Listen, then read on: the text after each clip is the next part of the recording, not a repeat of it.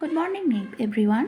Education explore में screen पर ध्यान दीजिए। Chapter 11 NCERT class 7 from water to money.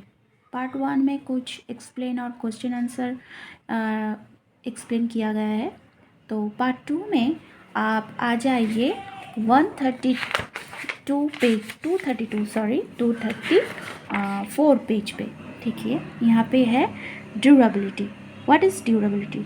Durability is trait of an object or material that indicates its longevity and ability to withstand damage due to which it can be stored for a longer time period.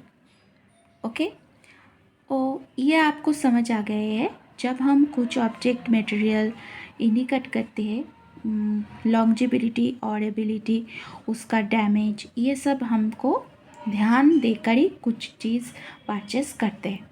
तो वो कितने दिन तक store रहेंगे, कितने दिन तक नहीं रहेंगे, ये समझ के हमें परचेस करना चाहिए। तो ये भी एक चीज़ का प्रोडक्ट का ड्यूरेबिलिटी देखकर हमें सोल्ड आउट करना पड़ता है। ओके, परचेस करना पड़ता है और उसको बिजनेस में यूज़ कर सकते हैं। तो ये एक मेन पॉइंट है ड्यूरेबिलिटी। फिर आते हैं क्वेश्चंस। एक है ऊपर में ही देखिए, what are the different ways in which money would make the above situation easier for the farmer. तो यहाँ का क्वेश्चंस का जो आंसर है यहाँ पे ध्यान दीजिए। देखिए यहाँ पे, what are the different ways in which money would make the above situations easier for the farmer. ठीक है, तो यहाँ पे 4 ऑप्शन दी गई है। Medium of exchange, store of value, divisibility and portability.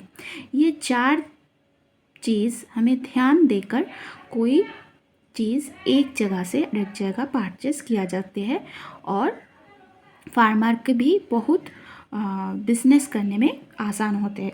ठीक है, मीडियम ऑफ एक्सचेंज मतलब माध्यम, हमें क्या यूज़ करना है, by items directly with the bartering. तो ये माध्यम जितनी भी फार्मर और जो क्रेता है उसका सामना सामनी होगा तो परचेस अच्छे से होंगे। अच्छा ठीक है, तो इसमें फार्मर की लाभ होगी और क्रेता की भी। Store of value, save money without goods spoiling. हमें जो गुड्स परचेस किया जा रहे हैं वो हमें ध्यान देकर ही परचेस किया जा सकते हैं, ये फार्मर को ध्यान देकर और जो क्रेता है उसको भी ध्यान देकर खरीदना चाहते। Okay, divisibility, use small denomination for small purchase. हमारे फार्मर जो क्रेता होते हैं उस फार्मर के चीज़